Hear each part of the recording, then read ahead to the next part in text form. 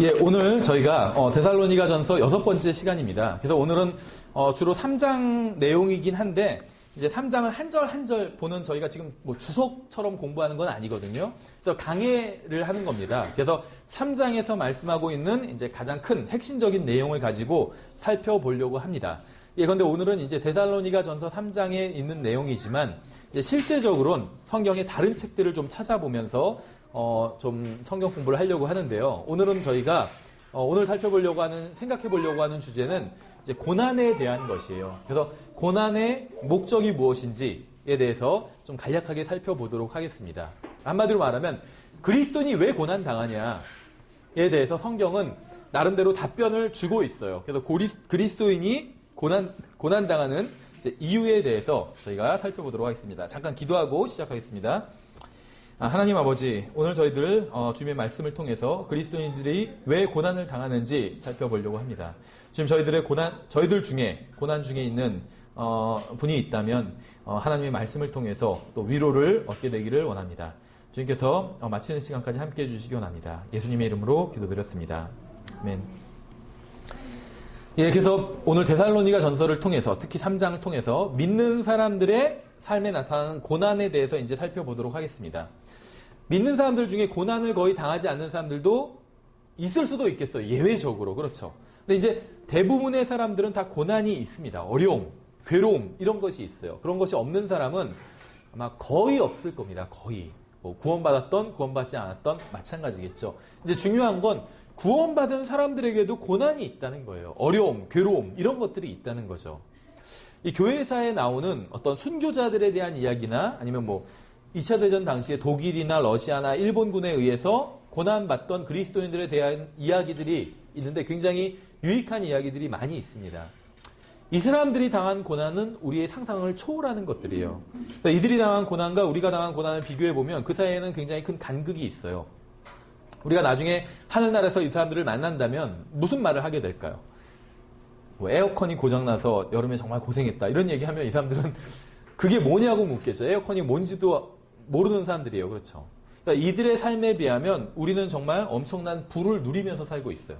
그러니까 다른 부자들과 비교하면 우리가 가난한 것 같지만 과거에 살았던 그리스도인들과 비교를 한다면 우리는 엄청난 부를 혜택을 누리면서 살고 있다는 거죠. 성경은 먹을 것과 입을 것이 있은즉 우리가 그것으로 만족할 것이니라 이렇게 말씀하고 있어요. 먹을 것, 입을 것, 집이 있은즉 요거까지 포함해 줬으면 참 좋았을 뻔했는데 그런 말은 없어요. 먹을 것과 입을 것이 있으면 우리가 그것으로 만족한다 이렇게 말씀하고 있죠. 우리는 대부분 모두 먹을 것과 입을 것을 가지고 있습니다. 집은 없어도 차는 없어도 먹을 것과 입을 것은 가지고 있다는 거예요. 그런데 만족하지 못하고 있죠. 이게 우리의 문제예요. 사실은. 여기서 우리가 고난이라고 생각하는 대부분의 것들이 시작됩니다. 나는 뭐가 없고 그래서 나는 고난을 받고 있어 이렇게 생각한다는 거죠.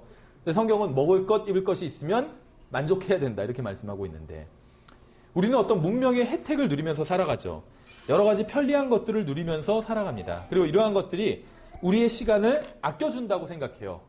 그렇죠. 문명의 혜택, 자동차, 예를 들면 전자레인지, TV 뭐 이런 것들. 근데 사실 그 반대인 경우가 허다해요. 지금 우리가 누리는 편리한 것들이 없던 오래전에 살던 그리스도인들은 삶에 필요한 일들을 하고도 저녁에 모여서 기도도 하고 성경도 읽었다는 거예요. 근데 우리는 편리한 것들로 인해서 더 바쁜 삶을 살게 되었습니다. 그렇죠. 세상에선 이것을 발전이라고 부를지 모르지만 하나님께서는 그렇게 생각하지 않으실 수 있다는 거예요.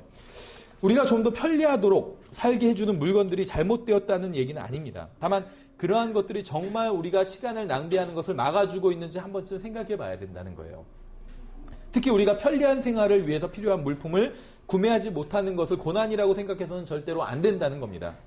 성경은 단 한 번도 그런 것이 고난이라고 부른 적이 없어요. 전기가 들어오지 않거나 이런 게 고난이다. 우리는 이렇게 생각할지 모르지만 전체 구원받은 사람들, 그리스도의 몸 안에 있는 사람들을 보면 90% 이상의 그리스도인들은 전기가 무엇인지도 모르고 살았습니다.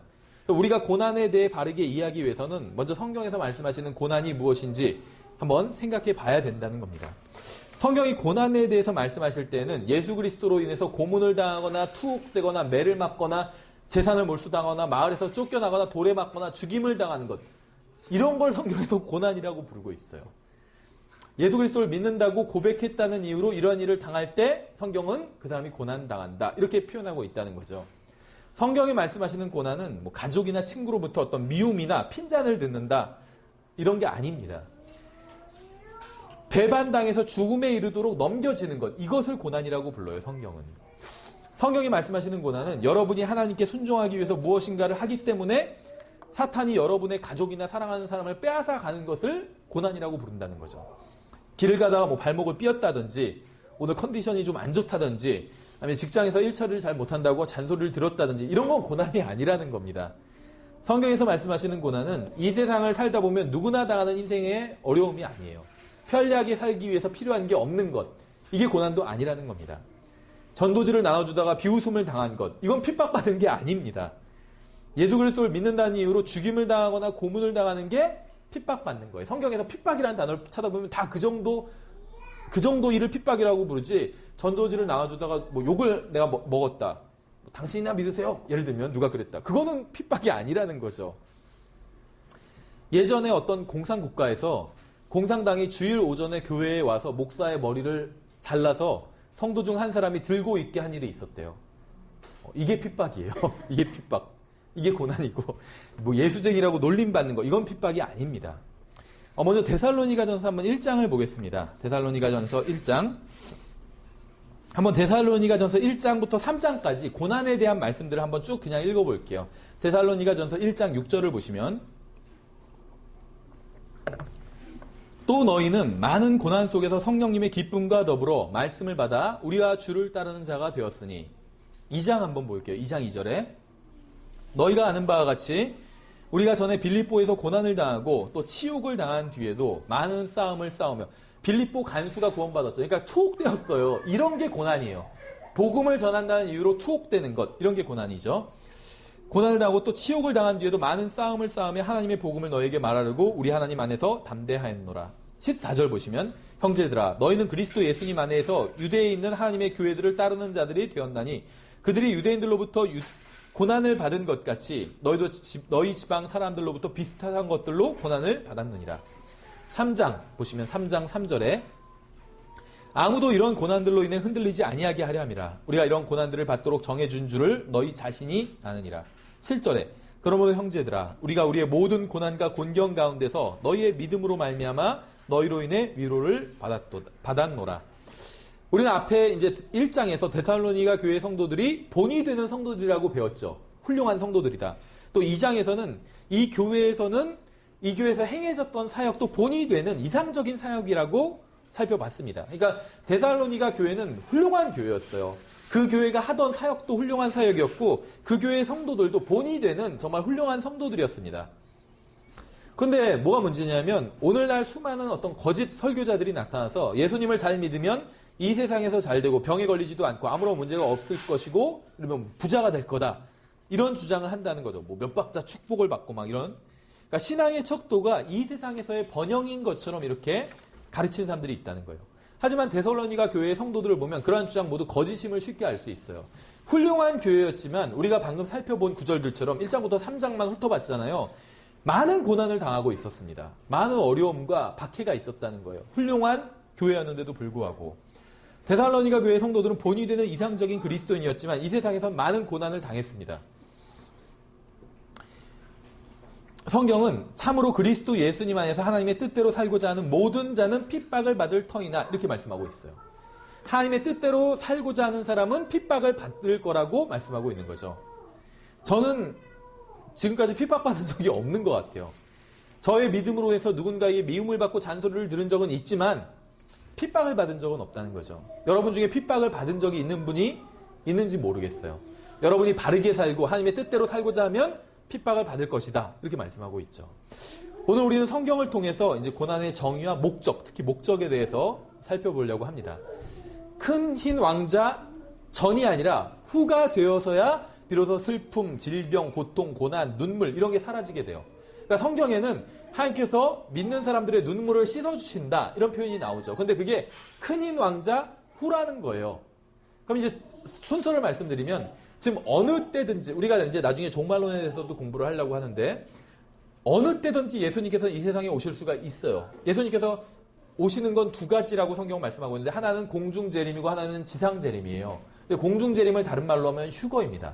근데 이 휴거의 날짜는 아무도 몰라요. 안다고 하면 그 사람 거짓말하는 거예요. 성경은 아들도 모른다고 했어요. 아무도 모른다고 했어요. 하나님 아버지께서 자신의 권한하에 두신 거기 때문에. 근데 예수님께서 언제든지 간에, 그러니까 아무튼 언제든지 이 세상에 오실 수가 있습니다. 휴가될 수가 있어요. 그러면 이제 대환란이 시작되게 되겠죠. 그럼 7년 후에, 어떤 사람 3년 반이라고 하지만 어쨌든 간에 7년이라고 치면 7년 후에 예수님께서 재림을 하시게 됩니다. 지상으로. 그럼 예수님께서 재림하셔서 천년왕국을 세우시게 돼요. 그럼 1000년간 왕국이, 예수님의 왕국이 이 세상에 있게 됩니다. 그거 계시록에 나오는 얘기예요. 그 문자 그대로. 그러면 1000년 왕국이 끝나면 영원히 시작되게 되는데, 영원히 시작되기 직전에 이제 큰 흰 왕자 심판석이라는 그 심판의 재판이 열리게 돼요. 근데 그 재판은 믿지 않고 죽은 사람들, 믿지 않는 사람들이 받게 될 재판입니다. 믿는 사람들은 천년왕국 전에 그리스도의 심판석에서 심판을 받게 됩니다. 어쨌든지 간에, 그러니까 적어도 1007년 후에, 1000년 후에나 예수님께서 모든 사람의 눈에서 눈물을 씻어주신다는 거예요. 그때 가서야 모든 고난이, 어떻게 보면 슬픔이 사라지게 된다는 거죠. 그렇죠. 여러분이 하늘나라에 간다고 해서 모든 슬픔이 사라지게 되는 게 아니라는 거예요. 하늘나라에 가도 슬픔이 있어요. 어떤 의미에서? 뭔 슬픔일까요? 뭐 지금처럼 무슨 막 집세를 못 내는데 어떡하지? 이런 걱정이나 슬픔은 아니겠죠.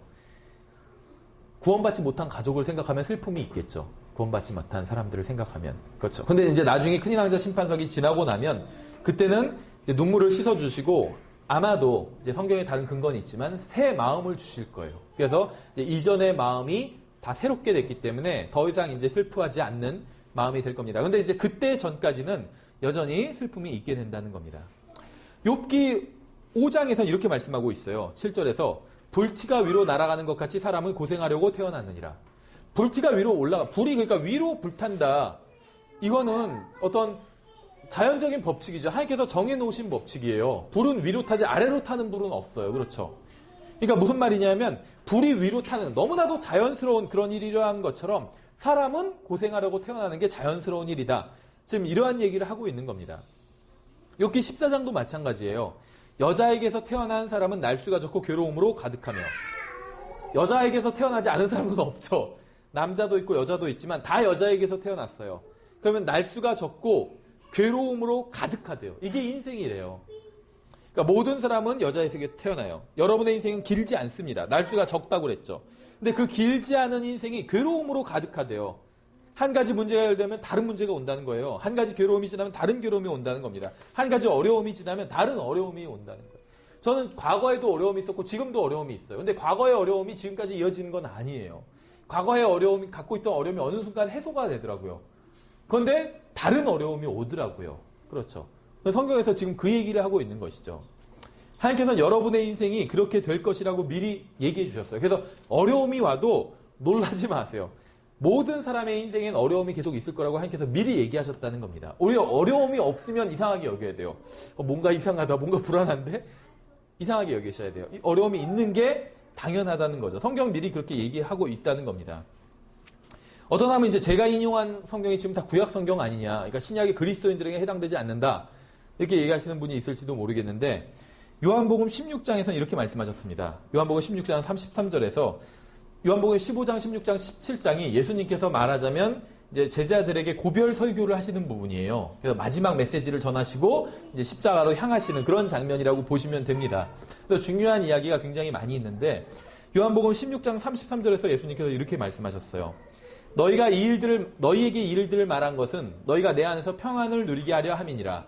세상에서는 너희가 환난을 당할 터이나 기운을 내라. 내가 세상을 이겼노라 하시니라.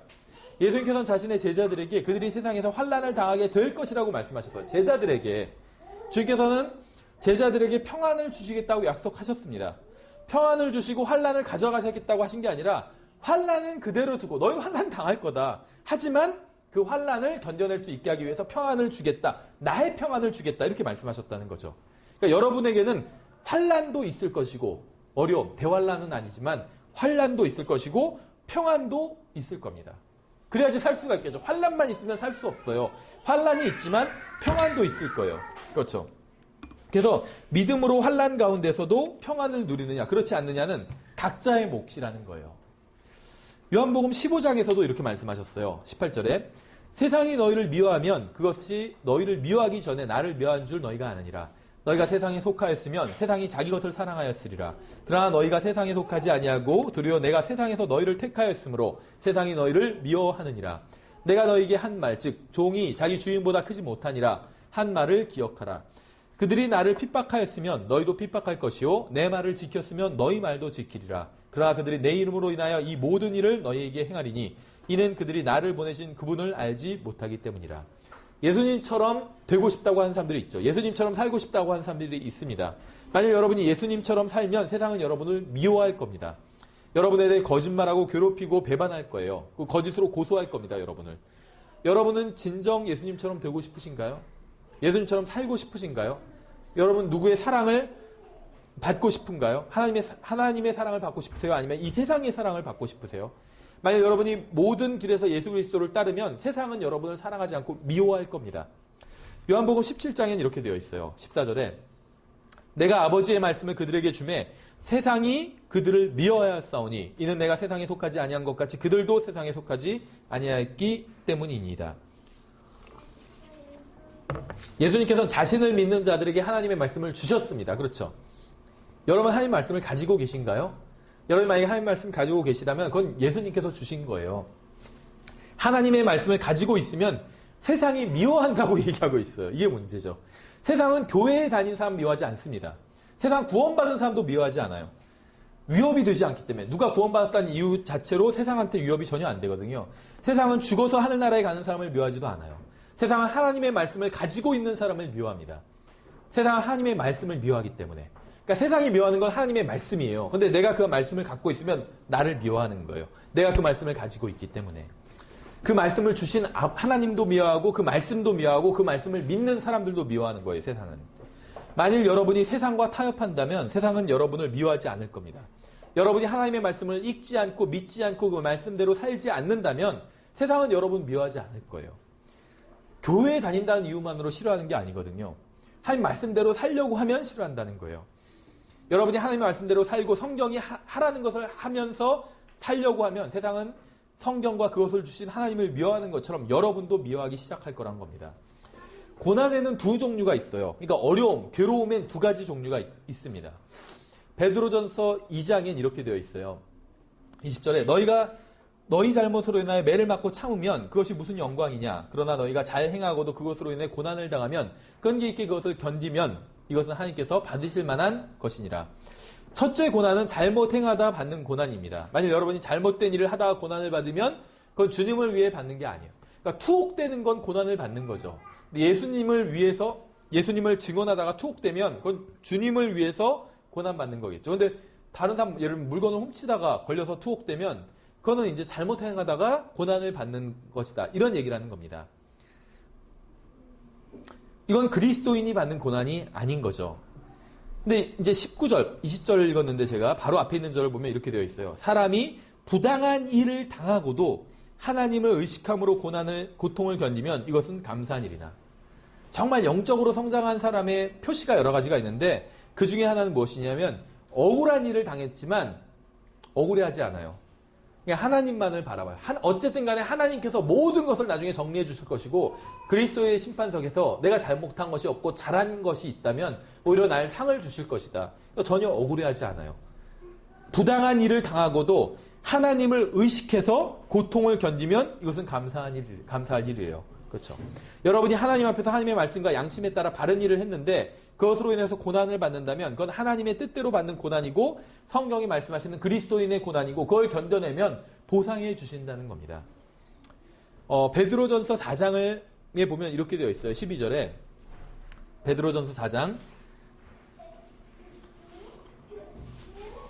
사랑하는 자들아 너희를 단련하려고 오는 불같은 시련에 관하여는 마치 이상한 일이 너희에게 일어난 것 같이 이상히 여기지 말고 어떤 사람은 자기만 고난받고 있다고 생각하는 사람들이 있습니다. 하지만 수천만 명이 고난받고 있어요. 고난 없는 사람은 오히려 없습니다. 그러니까 여러분과 동일한 고난을 받고 있는 사람이 적어도 수십만 명은 된다는 거예요. 모든 도시에는 사랑하는 사람을 잃은 사람이 있습니다. 모든 도시에는 집을 잃은 사람도 있어요. 모든 도시에는 자식을 잃은 사람이 있어요. 모든 도시에는 병으로 누워있는, 그리고 회복될 가능성이 전혀 없는 가족을 돌보고 있는 사람도 있습니다. 여러분이 당하는 고난을 여러분만 당하고 있는 게 아니라는 거예요. 고난을 당할 때 이상히 여기지 말라는 겁니다. 누구나 고난을 당해요. 특히 주님을 위해 살고자 하는 사람은 더욱 고난을 당하게 됩니다. 고난받는 삶은 죄로 저주받은 세상에서의 삶의 일부이기 때문에. 계속해서 제가 13절을 보면 이렇게 되어 있어요. 오히려 너희가 그리스도의 고난에 참여하는 자가 되었으므로 기뻐하라. 이것은 그분의 영광이 드러날 때 너희가 넘치는 기쁨으로 또한 즐거워하게 하려 함이니라. 너희가 그리스도의 이름으로 인해 비방을 받으면 행복한 자로다. 영광의 영, 곧 하나님의 영께서 너희 위에 머물러 계시느니라. 그분께서 그들 편에서는 비방을 받으시나 너희 편에서는 영광을 받으시느니라. 그러나 너희 중에 아무도 살인자나 도둑이나 악을 행하는 자나 남의 일에 참견하는 자로 고난을 받지 말라. 남의 일에 괜히 참견하면 고난받게 된다는 거죠. 그럼에도 어떤 사람이 그리스도인으로 고난을 받으면 그는 부끄러워하지 말고 도리어 이 일로 인해 하나님께 영광을 돌리라. 이렇게 성경에 의하면 두 가지 종류의 고난이 있습니다.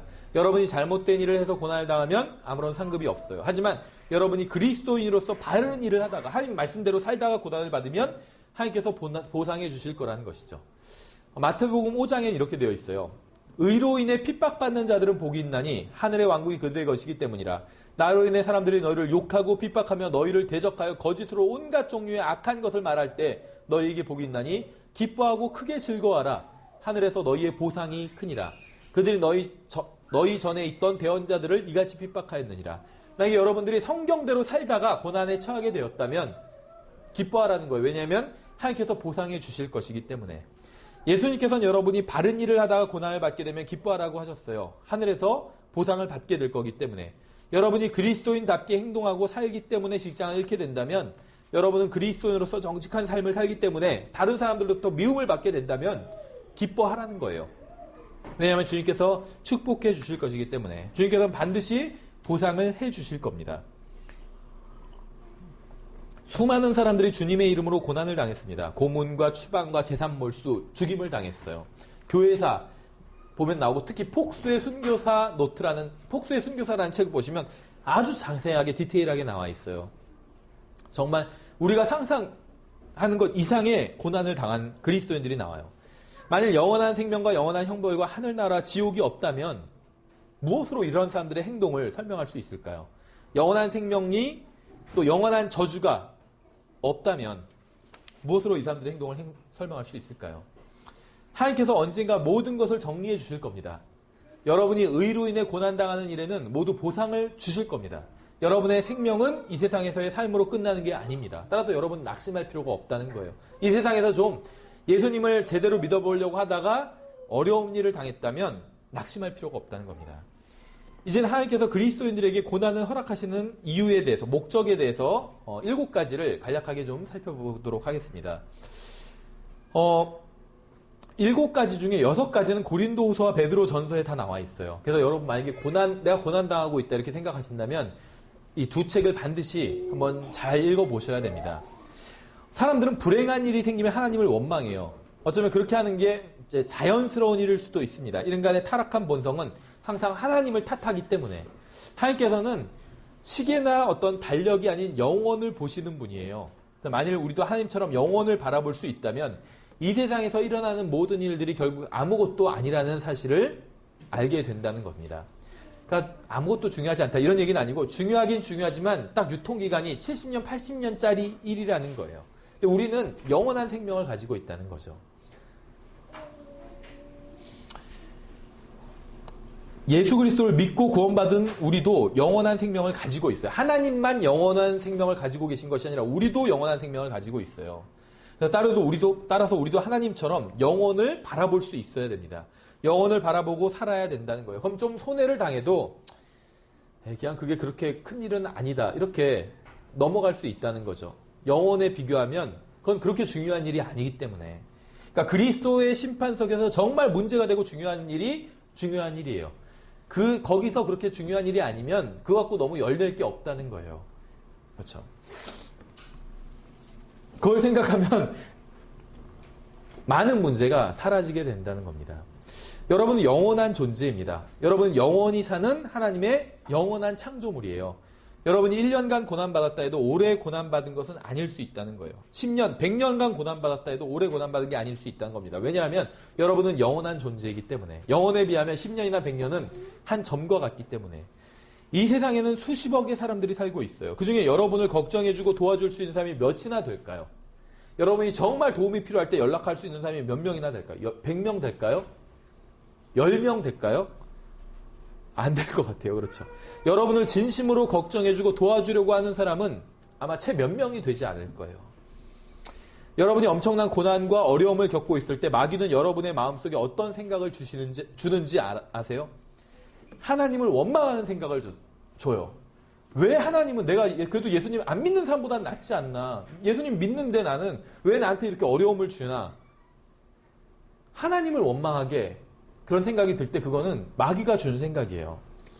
그렇게 함으로 여러분을 진정으로 사랑하시고 도와주실 수 있는 유일한 분과 여러분 사이를 이간질하는 겁니다. 생각해 보세요. 여러분을 가장 사랑하시는 분이 누굴까요? 하나님이에요. 여러분을 가장 잘 도와줄 수 있는 분이 누굴까요? 하나님이에요. 이 세상 누구보다 여러분을 가장 사랑하고 여러분을 가장 도와줄 수 있는 분이 하나님인데 마귀는 그분이 가장 필요한 순간에 마귀는 여러분과 하나님 사이를 이간질시킨다는 거죠.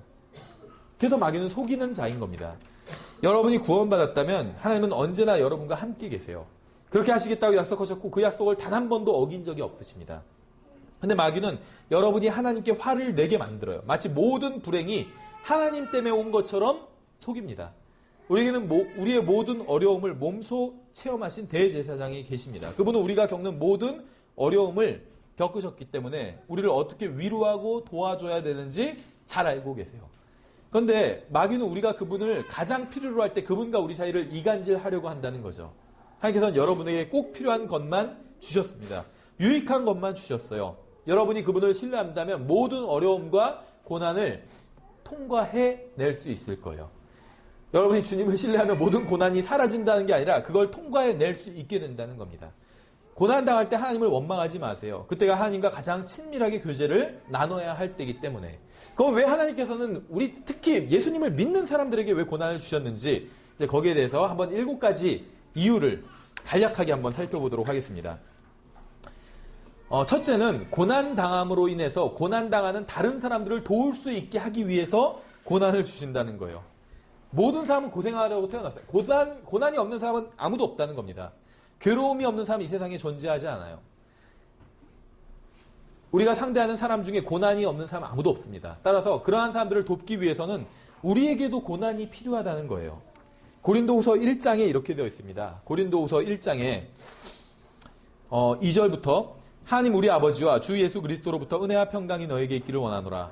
하나님을 찬송하리로다. 그분은 곧 우리 주 예수 그리스도의 아버지시요 긍휼의 아버지시며 모든 위로의 하나님이시니라. 그분께서 우리의 모든 환난 중에서 우리를 위로하심은 우리 자신이 하나님께 위로받을 때 얻는 위로를 힘입어 우리가 어떤 고난 중에 있는 자들도 능히 위로하게 하려 하심이라. 왜 고난을 우리가 받는지 그 이유가 나와 있죠. 성경은 하나님께서 우리를 모든 환난에서 건져내시지 않고 환난 중에서 우리에게 위로를 주신다고 말씀하고 있어요. 주님께서 왜 그리스도인들이 고난을 당하게 하실까요? 고난당하는 다른 그리스도인들을 위로해주고 도와주게 하기 위해서입니다. 그러니까 여러분이 고난당하는 이유는 여러분이 당하는 고난과 같은 다른 고난을 당하는 사람들을 위로해주게 하기 위해서 고난을 허락하셨다는 거예요. 하나님께서 어떻게 고난 중에도 위로해 주셨는지 다른 그리스도인들에게 증언하게 하기 위해서 지금 형제 어려운 일을 겪고 있지만 나도 그런 일을 겪었어. 그래서 막 위로를 줄 수 있다는 거죠. 도와줄 수가 있고. 이게 첫째 이유예요. 그렇죠. 왜 그러잖아요. 누가 어디가 아프다고 그러면 병에 걸렸다고 하면 예를 들면 나도 같은 경험이 있다면 내가 위로를 해줄 수가 있겠죠. 나도 그때 그 병에 걸렸었는데 어떻게 뭐 치료받았고 예를 들면 도와줄 수가 있다는 거예요. 그 사람을. 그렇죠. 고린도후서 7장에 이렇게 되어 있어요. 6절에 그럼에도 불구하고 낙담한 자들을 위로하시는 하나님께서 디도를 오게 하사 우리를 위로하시되 그를 오게 한 것뿐만 아니라 그가 너희 안에서 위로받을 때 얻은 그 안위로 위로하셨나니 그가 너희의 간절한 소망과 너희의 애곡과 나를 향한 너희의 뜨거운 마음을 우리에게 고하였으므로 내가 더욱 기뻐하였느니라. 바울은 우리에게 위로가 필요하다고 말하고 있어요. 디도가 다른 형제들로 인해서 받은 위로가 바울에게 위로가 되었다고 말하고 있어요. 그러니까 무슨 말이냐면 디도가 다른 형제들로 인해서 위로를 받았는데 그 자체가 바울에게 위로가 되었다는 거예요. 우리는 왜 이 세상에 살고 있을까요? 구원받은 사람들이 이 세상에 사는 이유와 목적이 무엇일까요? 다른 사람들을 섬기기 위함입니다. 섬기기 위함이에요. 우리가 이 세상에서 혼자 잘 먹고 잘 살게 하기 위함이 아니에요. 왜냐하면 그건 뭐 여러 가지로 이제 우리가 입증할 수 있지만 가장 대표적인 게 우리가 이 세상에서 성령의 열매를 맺어야 되죠. 그럼 열매는 나무 자체가 자기가 먹으려고 열매를 맺는 게 아니에요. 열매는 다른 사람에게 유익을 끼치기 위해서 열매를 맺는 거예요. 그렇죠. 자기 좋자고 맺는 건 열매가 아니에요. 다른 사람에게 유익을 끼치기 위해서 열매를 맺는 거예요. 하나님께서 우리를 이 세상에 남겨두신 이유가 그거라는 거예요. 다른 사람을 섬기기 위해서 우리를 남겨두셨다는 거죠. 그게 우리의 목적이라는 겁니다. 이 세상에서 사는 목적이에요. 하나님께서는 왜 구원받은 사람이 고난을 받게 하셨을까요? 우리가 그 사람을 섬기게 하기 위해서. 그러니까 내가 고난받는 걸로 인해서 다른 사람에게 위로를 줄 수가 있고 또 다른 한편으로는 고난받는 사람을 우리가 섬기기 위해서 또 이 세상에 있다는 거죠. 두 번째, 그리스도인들이 고난받는 둘째 이유는 고린도후서 12장에 있습니다. 12장 7절에 이렇게 말씀하고 있어요. 계시들이 넘침으로 말미암아 내가 분량 이상으로 높여지지 아니하게 하시려고 주께서 내게 육체 안에 가시 곧 사탄의 사자를 주사 나를 치게 하셨으니 이것은 내가 분량 이상으로 높여지지 않게 하려 하심이라. 사도 바울은 육체의 고난으로 해서 교만해지지 않았습니다. 분량 이상으로 높여지지 않았다는 거예요. 그러니까 교만해지지 않았다는 거죠. 고난을 받으면 겸손해집니다. 느부갓네살은 어려움을 겪고 나서야 겸손해졌어요. 왕국이 모두 자신의 손으로 이룬 것이라고 교만하게 생각했다가 이성을 잃게 되었죠. 나중에 다시 이성을 찾게 되었을 때 겸손해지게 됐죠. 그래서 이게 내 힘으로 한 게 아니라 하나님께서 다 하신 거구나. 그래서 창조주에 대해서 인정하고 겸손해졌다는 거예요. 하나님께서는 사람들에게 고난을 주시는 이유는 교훈을 배우게 하기 위해서입니다. 고난의 학교를 잘 통과한 사람은 겸손해지게 돼요. 주님께서 여러분의 힘으로는 아무것도 할 수 없다는 것을 보여주시기 위해서 여러분에게 고난을 주시는 거예요. 그렇죠? 저도 막 몸이 좋을 때, 건강할 때는 내가 막 건강한 것 같고 굉장히 괜찮은 것 같고 생각하다가 어디에 부딪히고 나면, 예를 들면 그럼 갑자기 아프잖아요, 거기가. 그러면은 내가 몸이 건강하다고 이 교만할 수 없겠구나 이런 생각이 팍 들게 되더라고요, 갑자기. 그렇죠. 그래서 하나님께서 우리를 겸손하게 하기 위해서 고난을 주신다는 겁니다. 세 번째, 하나님께서 그리스도인들에게 고난을 주신 이유는 고린도후서 12장에 나와 있어요. 12장 8절에 내가 이 일로 인하여 그것이 내게서 떠나가도록 주께 3번 간청하였더니 그분께서 내게 이르시되 내 은혜가 내게 족하도다. 나의 강한 능력은 약한 데서 완전해지느니라 하셨느니라. 그러므로 내가 오히려 크게 기뻐하며 나의 연약한 것들을 자랑하리니 이것은 그리스도의 권능이 내 위에 머무르게 하려 함이라. 하나님의 은혜가 충분하다는 것을 배우게 하기 위해서 고난을 주시는 겁니다. 성경을 읽는 것과 가르치는 것과 배우는 것과 다른 사람들에게 알려주는 것, 이러한 것과 실제로 성경이 사실이라는 것을 체험을 통해서 아는 것은 완전히 다른 일이죠. 그래서 하나님의 은혜가 정말 나한테 크게 충분히 있었구나. 이걸 깨닫게 하기 위해서 고난을 주신다는 거예요. 네 번째, 하나님께서는 그리스도인에게 고난을 주시는 네 번째 이유는 영적으로 성장하게 하기 위해서 고난을 주시는 겁니다. 고난을 당하지 않거나 고난이 올 때 도망친 사람은 평생 영적으로 어린 아이 상태에 있게 돼요. 고난을 당하고 또 고난을 당할 때 믿음으로 그것을 견뎌내지 않고는 결코 영적으로 성장할 수 없습니다. 그러니까 하기 싫어도 하는 법을 배워야 성장할 수 있죠. 생각해보세요. 학교 가기 싫어요. 근데 학교에 다녀야 배우고 무엇인가를 배우고 성장해 나갈 수가 있어요. 공부하기 싫어요. 근데 공부를 해야 성장할 수가 있어요. 그렇죠. 그러니까 자기가 하기 싫은 걸 참고 견뎌야 성장해 나갈 수 있는 거예요. 그게 하나님께서 만드신 법칙입니다. 마치 운동을 해야 근육이 생기는 것처럼 그냥 아무것도 안 하는데 근육이 생기지는 않죠. 그러니까 하기 싫은 걸 참아야 무엇인가 발전이 있게 된다는 거죠. 고난도 마찬가지예요. 고난을 참아서 믿음으로 이겨내면 영적으로 성장하게 된다는 겁니다. 사람들은 영적으로 성장하게 해달라고 기도하는 사람들이 많이 있어요. 저도 처음 구원받았을 때 영적으로 성장하게 해달라고 기도를 했어요. 그게 뭔지도 모르고 그냥. 그러니까 어려움을 많이 주시더라고요. 그렇죠? 저는 왜 영적으로 성장하게는 안 해주시고 어려움만 주시지 이렇게 생각해서 도망간 적도 많아요. 주시는 어려움을 믿음으로 맞서지 않고 도망갔어요. 그러니까 영적으로 성장을 못한 거예요. 근데 믿음으로 맞서면 이겨내면 그만큼 성장하게 된다는 거죠. 하나님께서 그러한 기도에 응답하셔서 영적으로 성장하게 해달라는 기도에 응답하셔서 영적인 은사를 주시는 게 아니라 고난을 주신다는 거예요. 은사, 고린도전서에 보면 고린도 교회 성도들은 영적으로 어린 성도들이었습니다. 그래서 갓난 아기를 대하듯이 내가 너희를 대한다. 이렇게 사도가 막 얘기하고 있죠. 하지만 은사는 많이 있었어요. 그러니까 은사와 영적 성장은 별개의 이야기라는 겁니다. 그럼 영적 성장은 어디에서 오느냐? 고난에서 온다는 거예요. 고난. 여러분이 아무런 잘못도 하지 않았는데 고난을 당하고 있다면 그건 하나님께서 여러분을 영적으로 성장하게 하기 위해서 허락하신 거라는 것이죠. 로마서 5장을 보겠습니다. 로마서 5장. 제가 이건 읽어볼게요. 이렇게 되어 있어요. 3절부터 5절에 그리할 뿐 아니라 우리가 환난도 기뻐하나니 환난은 인내를, 인내는 체험을, 체험은 소망을 이루는 줄 우리가 아노라. 소망이 우리를 부끄럽게 하지 아니함은 우리에게 주신 성령님에 의해 하나님의 사랑이 우리 마음에 넓게 부어졌기 때문이니. 하나님의 사랑이 마음에 가득한 사람은 영적으로 성장한 사람이죠. 다른 사람들을 다 하나님의 사랑으로 대해요. 이 사람 영적으로 성장한 사람이에요. 그렇죠? 그 사랑으로 다른 사람을 사랑하는 사람은 영적으로 성장한 사람입니다. 하나님께서는 우리가 그런 사람이 되게 하기 위해서 소망을 이루는 인내를 주시고 또 소망을 이루는 체험을 주시고 체험을 이루는 인내를 주시고 인내를 이루는 환난을 주신 거예요. 그러니까 우리는 영적 성장을 이루는 첫째 단계는 은사나 능력이나 재능이나 축복을 받는 게 아니라 환난을 받는 거예요. 그러니까 여러분이 정말로 영적으로 성장하고 싶으시면 하나님께서는 여러분을 영적으로 성장하게 하기 위해서 은사나 능력이나 재능이나 축복이 아닌 환난을 주신다는 거예요. 은사, 재능, 능력, 축복 이런 건 뭐냐 하면 다른 사람을 섬기게 하기 위해서 주시는 거예요. 여러분이 어떤 재능이 있다, 은사가 있다, 어떤 물질적인 복을 받았다. 하나님께서 그걸 주신 이유는 다른 사람을 섬기게 하기 위해서입니다. 다른 형제 자매를 섬기게 하기 위해서. 그럼 여러분이 영적으로 성장하기 위해서 뭐가 필요하냐? 은사나 재능이 아니라 환난이란 거예요. 환난. 여기서 모든 게 시작됩니다.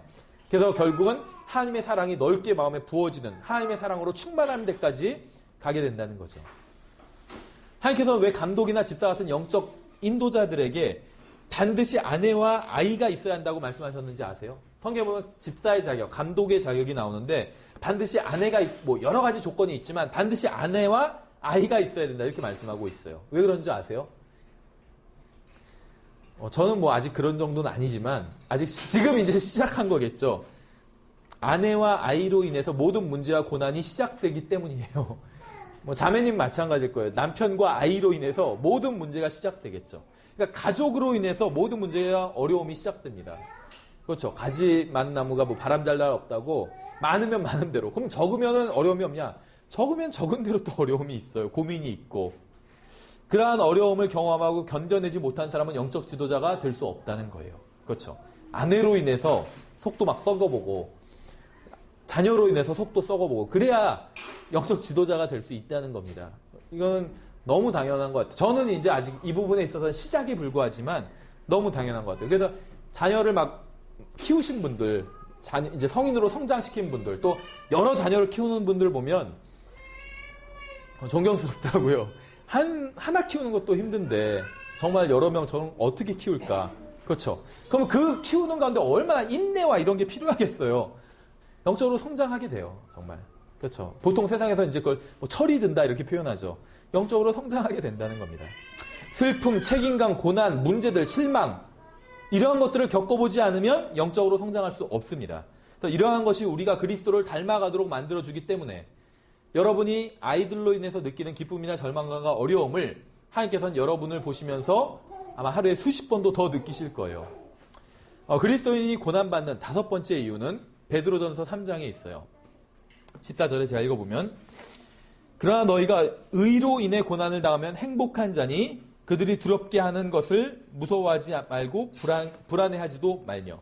그리스도인이 고난을 받는 다섯째 이유는 고난을 통해 행복을 배우게 하기 위해서입니다. 그렇죠? 여섯 번째 이유까지 같이 볼게요. 베드로전서 4장에 있는데 13절에 이렇게 되어 있어요. 오히려 너희가 그리스도의 고난에 참여하는 자가 되었으므로 기뻐하라. 이것은 그분의 영광이 드러날 때 너희가 넘치는 기쁨으로 또한 즐거워하게 하려 함이니라. 그리스도인이 고난을 받는 여섯 번째 이유는 예수 그리스도께서 다시 이 세상에 오실 때 기뻐하게 하기 위해서입니다. 여러분이 복음을 전하고 주님을 섬기는 것은 여러분 자신이 아니라 주님의 영광을 위해서죠. 다른 사람이 여러분을 방해하고 욕하고 비난할 때 성령님께서는 여러분에게 기쁨을 주실 겁니다. 여러분의 육신이 아닌 성령 안에서 여러분이 걸을 때 하나님께서 여러분에게 기쁨을 주실 거예요. 그리고 여러분이 주님을 위해 고난을 참고 견뎌내면 결국 주님께서 오실 때 더욱 큰 기쁨을 얻게 된다는 거죠. 마지막 7번째 이유를 볼게요. 고린도서 1장 20절에 보면 이렇게 되어 있습니다. 하나님의 모든 약속은 그분 안에서 예가 되고 그분 안에서 아멘이 되어 우리를 통해 하나님의 영광이 되느니라. 여러분이 예수 그리스도를 개인의 구원자로 받아들였을 때 여러분은 구원받았어요. 여러분은 그러한 경험을 통해서 하나님의 약속이 참되다는 사실을 알고 있습니다. 우리는 어려움과 고난이 아니었다면 성경에서 말씀하시는 위로와 안위가 무엇인지 알지 못했을 거예요. 하나님께서는 우리가 고난받을 때 위로해 주심으로 우리가 앞으로 또 다른 고난을 받게 될 때 그것으로 인해서 요동하지 않게 하기 위해서 우리에게 고난을 주시는 겁니다. 여러분이 더욱 하나님을 신뢰하게 하기 위해서 고난을 주신다는 거예요. 다시 데살로니가전서 3장으로 돌아가서 마무리를 하도록 하겠습니다. 고난과 환난이 데살로니가 성도들의 인생에 어떤 영향을 끼쳤는지 한번 생각해 볼게요. 한번 3장 1절부터 쭉 한번 3장을 읽어보고 마치도록 하겠습니다. 데살로니가전서 3장 1절에 보시면 이러므로 우리가 더 이상 참지 못하여 우리만 아테네에 남는 것을 좋게 생각하고 우리 형제 곧 하나님의 사역자요 그리스도의 복음 안에서 우리의 동료 일꾼인 디모데를 보내었노니 이것은 너희를 굳게 세우고 너희의 믿음에 관해 너희를 위로하여 아무도 이런 고난들로 인해 흔들리지 아니하게 하려 함이라. 우리가 이런 고난들을 받도록 정해준 줄을 너희 자신이 아느니. 고난을 받기로 정해졌대요. 우리가 너희와 함께 있을 때 우리가 환난 당할 것을 참으로 너희에게 미리 말하야 했는데 과연 그것이 그렇게 되었고 너희가 그것을 아느니라. 이런 까닭에 내가 더 이상 참지 못하여 너희의 믿음을 알아보려고 사람을 보내었노니 이것은 그 시험하는 자가 어떤 식으로든 너희를 시험하여 우리의 수고를 헛되게 하지 못하게 하려 함이었노라. 그러나 지금은 디모데가 너희를 떠나 우리에게로 와서 너희의 믿음과 사랑의 좋은 소식과 또 너희가 항상 우리를 잘 기억하여 우리가 너희를 보고자 하는 것 같이 너희도 우리를 간절히 보고자 한다는 소식을 우리에게 가져왔으니 그러므로 형제들아 우리가 우리의 모든 고난과 곤경 가운데서 너희의 믿음으로 말미암아 너희로 인해 위로를 받았노라. 너희가 주 안에서 굳게 서면 이제 우리가 사느니라.